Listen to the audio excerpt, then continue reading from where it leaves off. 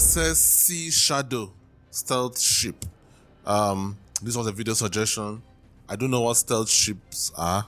Ships that can evade enemy radars. And the person that recommended this video to me told me that this ship is like an alien ship, basically. So let's see how the United States were able to create this, and let's see what it could do.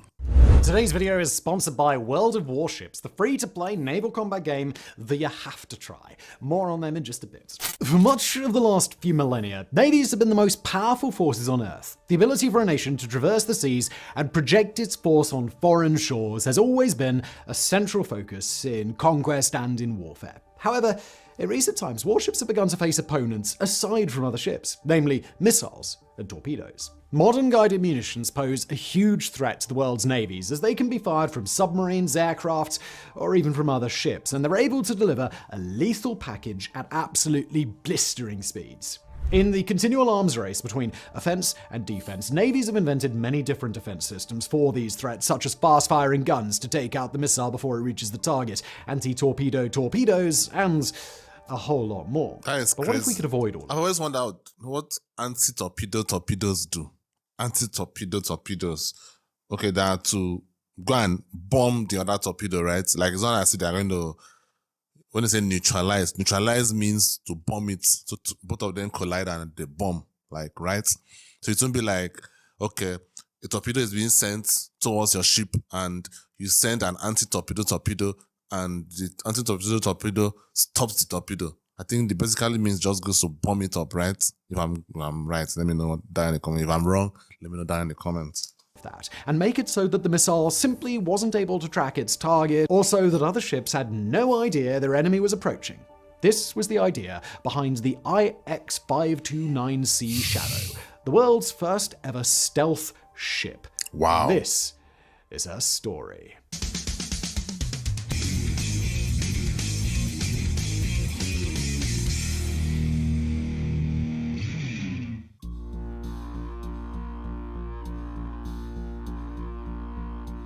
In the late 1970s, engineer Ben Rich was making history. As director of Lockheed Martin's famous Skunk Works, which oversaw highly classified experimental technologies, he was heavily involved in the development of the F-117 Nighthawk, which would later become the first operational stealth aircraft. Based on findings of a Soviet mathematician, the Nighthawk was constructed using angled edges to scatter and reflect radar waves, as well as a radar-absorbent coating, making it nearly invisible to enemy radar. One day, Rich had an epiphany when a company photographer complained that his Polaroid camera was defective and was only able to take blurry photos of the Nighthawk. Ben reassured him that there was nothing wrong with the camera, and the reason the photos turned out blurry was actually the aircraft's fault. This was because high-end Polaroids at the time were equipped with a sonar autofocus, and the Nighthawk's stealth coatings and shape interfered with that, preventing the photographer from taking a sharp, clear photo. After this exchange, Rich suddenly realized that the same situation might unfold if stealth technology were used to create a submarine, making it invisible to military-grade sonar underwater. He and a close team quickly met up and threw together a small model comprised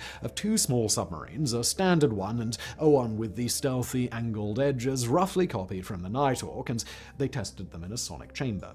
What they found was that even on this rudimentary scale model that they'd rather hastily built, the stealth version returns a sonar signature 3 orders of magnitude smaller than the standard model. An improvement 2 or 3 times stealthier would have been significant on its own, but this had been 1,000 times stealthier. Rich immediately knew that this was a groundbreaking discovery, and he immediately got his engineers designing blueprints for a full-scale stealth submarine. The first design that the team came up with was pretty much what you'd expect, a cylindrical-shaped submarine surrounded by an outer layer of angled reflective walls. Rich and his team took this to the Pentagon, hoping to impress the high-ranking naval officers and convince them of the project's potential. Surprisingly, though, the Navy had almost no interest in the project, with their main concern that the new submarine design sacrificed a significant amount of speed.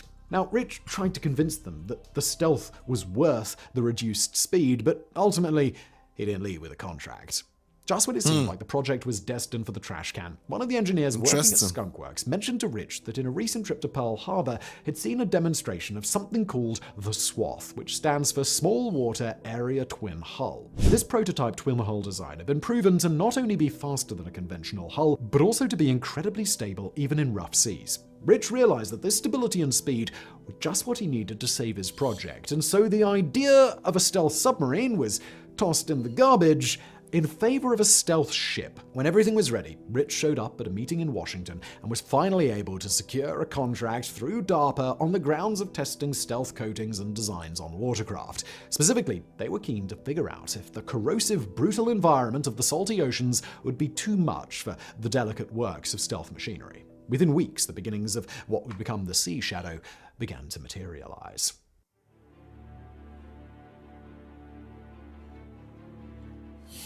Before construction began on the final model, some more testing was necessary to perfect the angles and the stealth coating. For this phase of testing, the Skunk Works team packed up their equipment and set up a temporary facility in a remote part of Eastern California near Death Valley. It was here, away from prying eyes, that the team assembled a large plastic swimming pool and set up a makeshift radar system. Now, because this was during the Cold War, the biggest threat to American ships was the Radar Ocean Reconnaissance Satellite, or RORSAT, operated by the Soviet Union.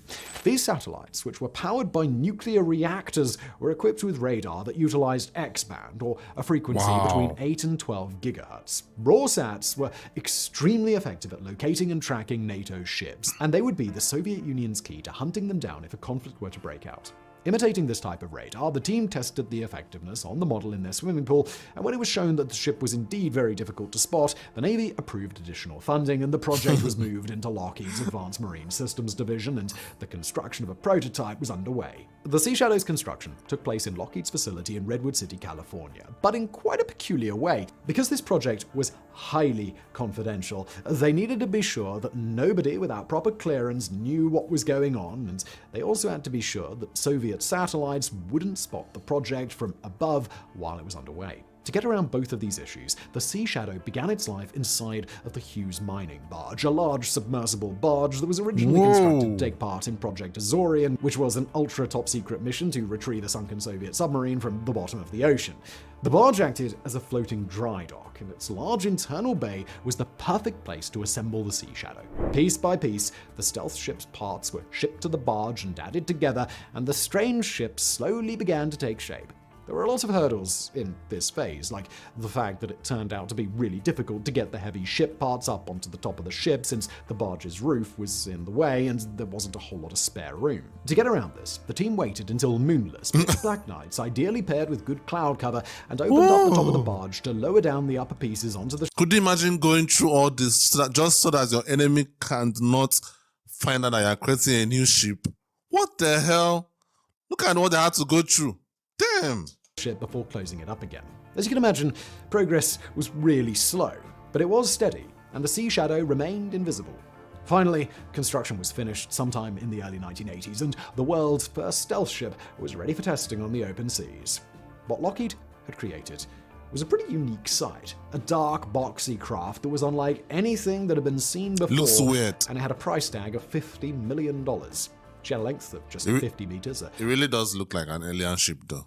Beam of 21 meters before, and it had a price tag of $50 million. 50 million. Just 50 meters. I expected it to be more. Meters, and the sides of the ship were angled at about 45 degrees for optimal radar evasion. And the twin-hull design, while a bit strange looking, meant that the Sea Shadow was not only quick, but could also remain stable in rough seas. In fact, it was projected to remain stable even with waves as tall as 5.5 meters. Below the water, on each of the two hulls, was a diesel-electric propeller. The inside of the ship was rather small, with only 12 bunks, a refrigerator, a microwave, and a single table. This was because the ship was never intended to be mission capable, and so the interior was equipped with just enough for the crew to use during testing. And the total crew was also intended to be minimal, as much of the Sea Shadow was built with the purpose of testing automation of various tasks. Okay, I can see why it was so cheap. It was a very small ship. It was just I think it was just made for practice, just to see what it could do.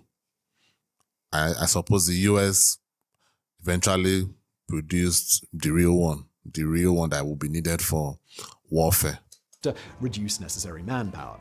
When she was finally seaworthy, all testing was done during night to further conceal the ship's existence. During the first trial runs, there was a big concern that the entire project had been a total flop when the Sea Shadow emerged from the floating dry dock and was quickly picked up by every radar pointed at her. To make things worse, she was much slower than expected, and she also produced a very large, very visible wake, making her even easier to spot from the sky. Turns out this was an easy fix though, because the propellers had been installed backwards, so they flipped those around and the ship began functioning as intended. For the next several years, the team continued to test the Sea Shadow and improve its design, and added new components that the Navy wanted to test, like automated balancing. Still, after all this construction and several years of testing of such an interesting craft, not a word of it had reached the public. That was until Easter Sunday 1993, when the Sea Shadow was finally revealed to the public when she emerged from her floating dry dock in broad daylight near Santa Cruz Island off the coast of California.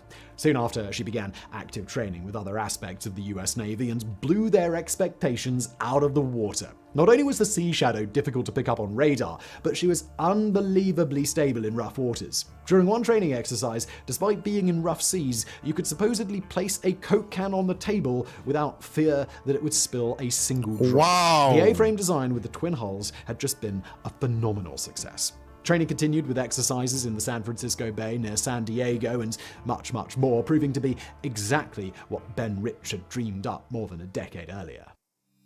Damn. Despite being everything Lockheed had wanted, stealthy, quick, and stable, the Sea Shadow struggled to find a permanent place in the US Navy. After all, it was never the Navy's intent to deploy the Sea Shadow deep into enemy territory. It was more a vessel for experimentation. And when that experimentation came to an end, unfortunately, so did the Sea Shadow.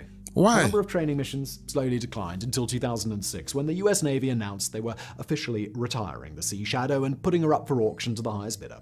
They were hoping that the ship, as well as her unique barge, would be set up somewhere as a museum. But interest was low, and nobody took them up on the offer. Finally, in 2012, she was sold to Bay Ship and Yacht Company, and as agreed to in the contract, she was dismantled and scrapped.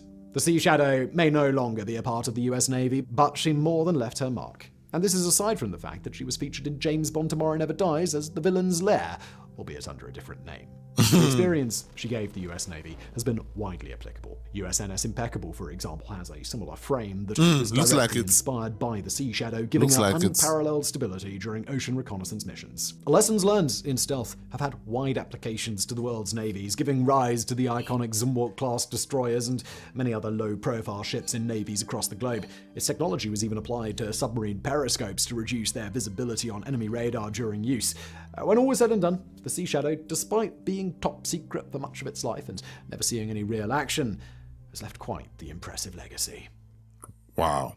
Interesting. Very, very interesting. I mean, could you imagine, like, I'm looking at that man, I've forgotten his name now, but the man that came up with this idea, just sitting there in his room or maybe in his dinner table, thinking of this thing in his head, like, okay, what could we do? Could we make a ship that looked like an alien ship that would also not be identified by radar systems? I mean, like, he just sat down and thought about that. And obviously, all human beings sit down and think about things, we sit down and imagine things that will probably never happen. And sometimes people like that, like scientists like that, someone that in that position, lots of their, thoughts do come true. And like this one, it came true. And it wasn't mentioned whether I was still alive when this was made, but I'm sure he would have been proud of it wherever he was, whether he was in his grave or whether he was alive. Unfortunately, it's not being used. To me, it sounds like a very interesting ship, and with the US, you don't really know. The US has the CIA; they have lots of secret stuff, so they could have this thing somewhere that we don't even. I mean, it's a stealth ship at the end of the day. So this ship could be somewhere and we don't know where it is. And the US does not disclose it. And they don't disclose it. How would you know? So if I were to make a bet, I would go 70-30. 30% that ship is somewhere in the world. It's somewhere. Working, not just dismantled or scrapped. Actually working. I would bet on that. But obviously, it's just speculation at the end of the day. Let me know what you guys think down in the comment section on this one. Peace.